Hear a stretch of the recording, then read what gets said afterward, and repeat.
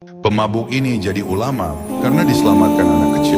Pria itu bernama Malik bin Dinar. Ia dikenal sebagai preman, pemabuk, dan sering tenggelam dalam berbagai kemaksiatan lainnya. Suatu hari, ia memutuskan untuk menikah. Dari pernikahan itu, lahirlah seorang anak perempuan, Fatimah. Suatu malam saat Malik memegang segelas khamar, Fatimah yang saat itu belum genap 2 tahun, datang lalu menepis gelas itu dari tangan ayahnya. Gelas itu tumpah. Sejak saat itu hati Malik mulai berubah. Rasa sayangnya yang begitu dalam kepada Fatimah mendorongnya untuk menjadi ayah yang lebih baik. Perlahan, ia mulai meninggalkan maksiat. Namun ketika Fatimah berusia 3 tahun, ia meninggal dunia. Malik hancur. Ia tak mampu menerima kenyataan hingga akhirnya kembali tenggelam dalam maksiat, bahkan lebih buruk dari sebelumnya. Suatu malam setelah mabuk berat, ia tertidur dan bermimpi.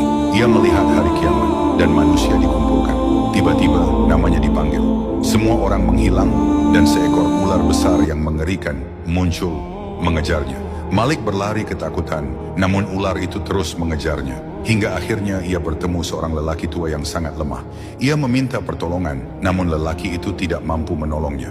Dalam keadaan terdesak, ia melihat anak-anak kecil di sebuah tempat yang tinggi. Di antara mereka ada Fatimah.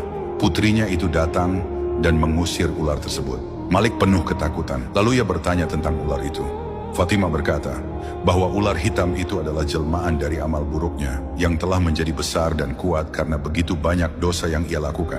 Sementara lelaki tua yang lemah itu adalah jelmaan amal baiknya yang sedikit hingga tak mampu menolongnya. Lalu Fatimah berkata, bukankah sudah saatnya ayah kembali?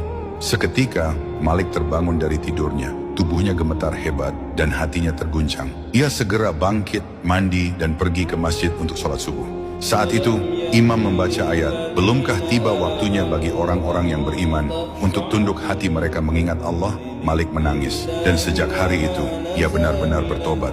Ia mulai mendatangi para ulama, belajar, dan menuntut ilmu dengan sungguh-sungguh. Hingga akhirnya, Malik bin Dinar dikenal sebagai salah satu ulama besar yang selalu menghabiskan malamnya dalam tangisan karena takut kepada Allah.